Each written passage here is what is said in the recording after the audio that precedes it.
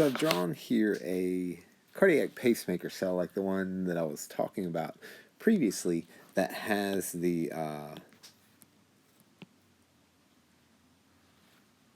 characteristic, let's see, of you've got minus 60.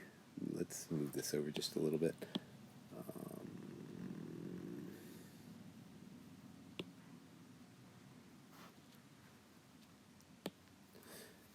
And we have also, let's see, minus 40 and then up to plus 20. So it has a characteristic that it will slowly move up to 40. Whoop. Calcium channels open, calcium channels close, potassium channels open, comes back to negative 60, potassium channels close. So your IF channels are open. This is your voltage gated calcium channels, and this is your voltage gated potassium channels, all opening at different times. Then the calcium voltage gated calcium channels close right here. They actually close up here, and then they're closed as you get this descending voltage of the cell back down to what we would call resting potential. But remember, these pacemaker cells don't really have a resting potential. As soon as they get down to negative 60, these funny current channels open. Now, over here, I've drawn this pacemaker cell. Now, I draw the funny current channels here, and remember, at low, or not low, but at hyperpolarization, at negative 60, sodium is coming into the cell. As they reach around negative 40, these close, but in addition to being channels, they're also cyclic nucleotide gated channels. Where have we seen those before? We've seen them in the eye, right?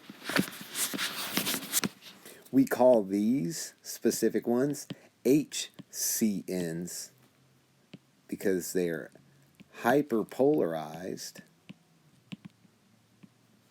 cyclic nucleotide gated channels. But we leave that G off, or a lot of times you will actually see it written as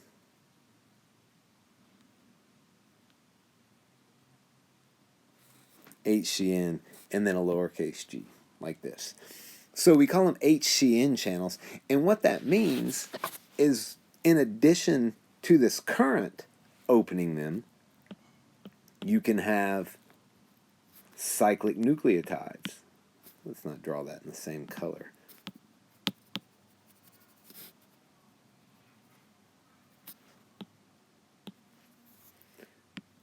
Cyclic nucleotides, which include CAMP and CGMP. Remember, it was CGMP in the case of the eye. Here, it actually is CAMP.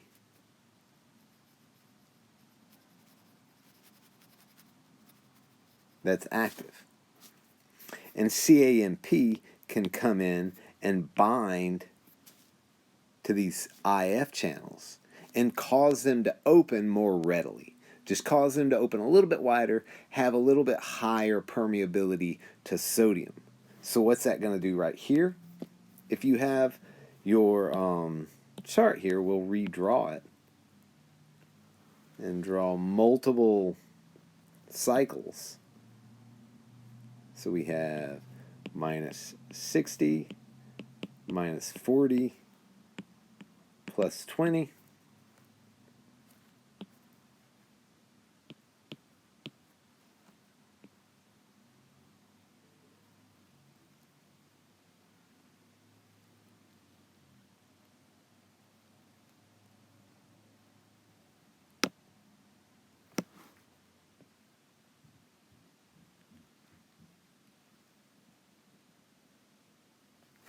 So this area right here, get some new colors. How about purple? That's wonderful. So this area of the curve right here is sodium influx via the IF, or we could also call that the HCNG channel, right? So sodium influx happens right here. Now, if you have lots of CAMP in the cell, what's going to happen? This is going to increase in slope, and it's just going to take less time to get from negative 60 to negative 40. So then you're going to get your action potential a little bit quicker, right? The action potential is going to be the same length, but this time between action potentials is going to go down. Now, just like the, where's our little picture? Does it have time? It doesn't have a time graph over here. But just like the cardiac myocyte here, about 200 milliseconds for this action potential, this action potential right here is about 200 milliseconds. It's this space in here that's a bit longer. And that's where the craziness, that's where the ability to modulate heart rate comes in, is your ability to change the slope of this sodium influx. So if you speed up sodium influx by adding cyclic AMP to these pacemaker cardiac cells, specifically in the sinoatrial node, because they're already the fastest, what you're going to do is speed up the latency between action potentials. Now, what causes CAMP to go up in the cell? There's a protein that I draw quite often.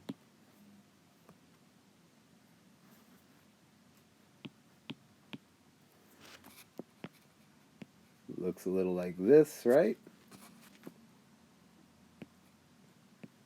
Has 3 different subunits in here, an alpha, beta, and a gamma. We can make some different colors there.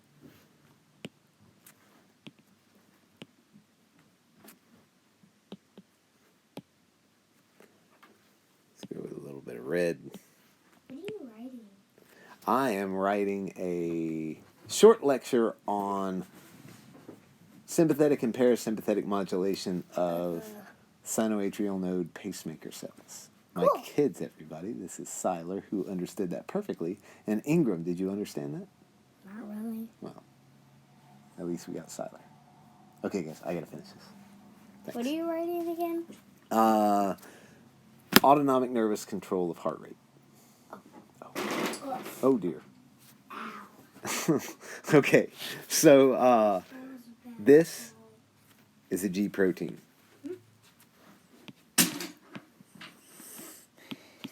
I never thought you ever write it on this. I write a lot, buddy. Oh. Yes, you can. You can play with it. This is a G protein, and if it increases cyclic AMP, what kind of G protein is it? What kind of G protein is it, Siler? What? What letter does your name start with? S. Exactly. See, she knows.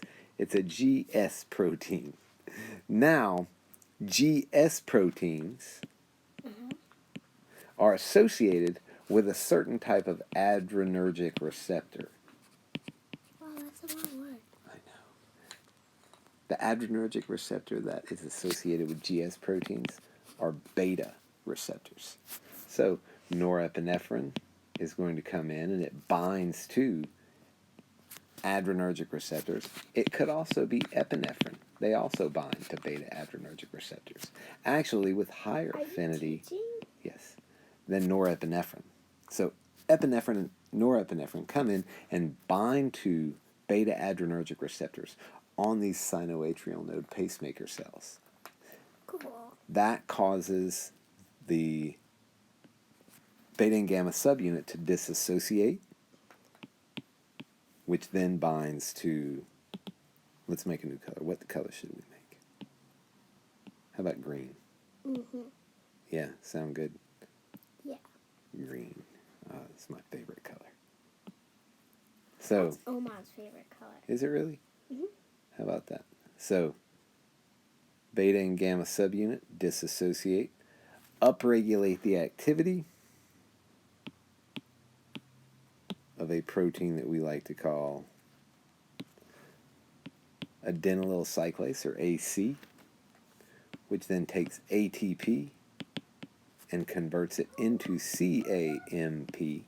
CAMP then drifts over here. I know it does, doesn't it? It binds to these IF channels, causing them to open even more, decreasing the slope of this part of the curve that decreases the latency between action potentials of the sinoatrial node. Now that action potential, the voltage change of that action potential, then is transmitted through the internodal fibers to the atrioventricular node, which then magnifies that signal, sends it down the bundle of His to the Purkinje fibers, which then stimulate all of the cardiomyocytes in the ventricles to contract, leading to a concerted contraction of the ventricular part of the heart, because all of those cardiomyocytes that are contractile are connected with intercalated discs, which are all full or chock full of gap junctions. So the ion concentrations flow right through there. Cool. Neat Is that stuff. what that cell looks like, or whatever it is? That is what that cell looks like. Weird. I Now- always thought cells were very spiky. Well, that's just my representation of the cell. So that's all fun. 'Cause I've always thought cells were like a circle and then a circle in, but all colored red and then like pokey. They can be a few different types. But there are different G proteins on the heart cell. Why don't we draw these in red?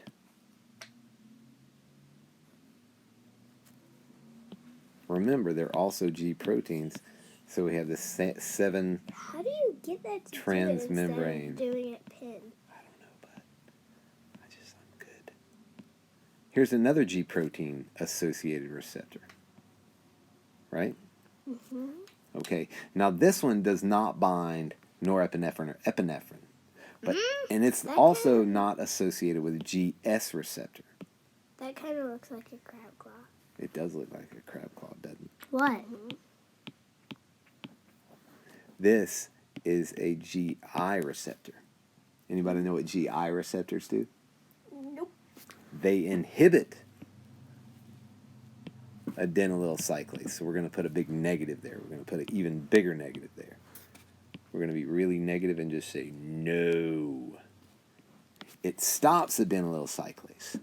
So given what you know about the autonomic nervous system, if the sympathetic branch releases norepinephrine, and that increases heart rate by decreasing the latency between action potentials of the sinoatrial node cells, which ligand do you think is going to bind to the GI receptor, or the GI protein associated receptor? What do you think binds right here if it opposes norepinephrine?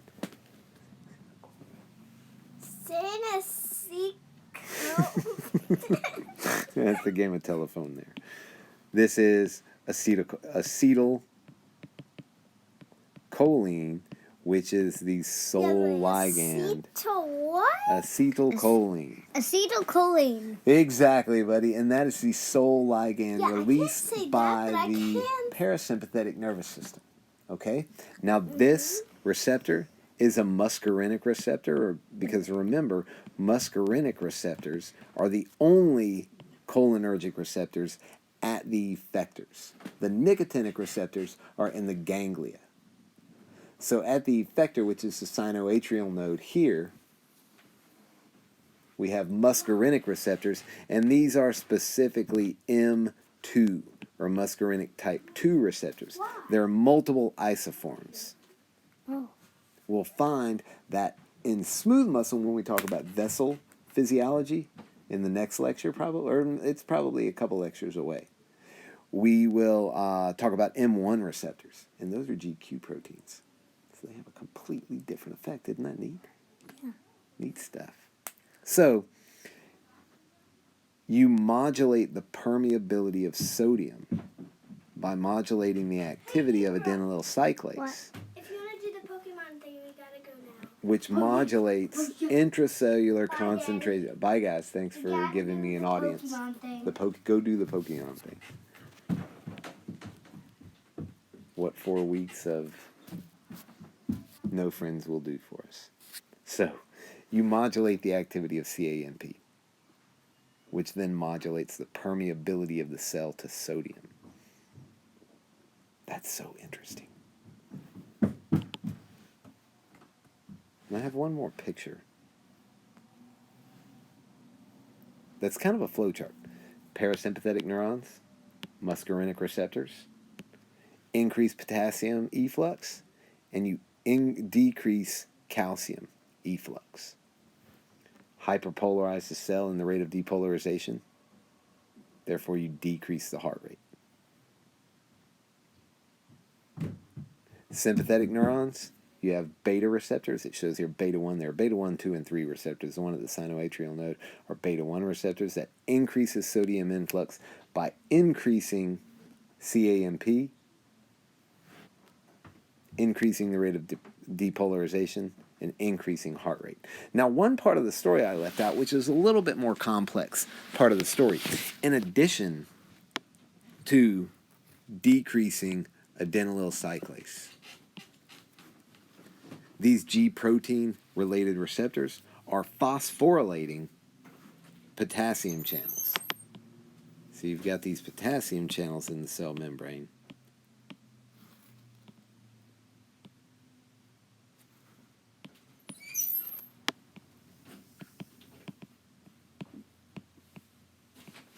And as a result of the GI protein being activated, you will phosphorylate these channels, which will then cause them to open just a little bit more, allowing more potassium to flow out of the cell, which is also going to prolong the distance or elongate the distance between action potentials of these sinoatrial node pacemaker cells. So that story is not as clean, but it's a direct way to decrease the slope of this line, get it closer to zero, which is why when you put acetylcholine onto a heart, you decrease the heart rate. You decrease the heart rate by decreasing the slope of this line right here.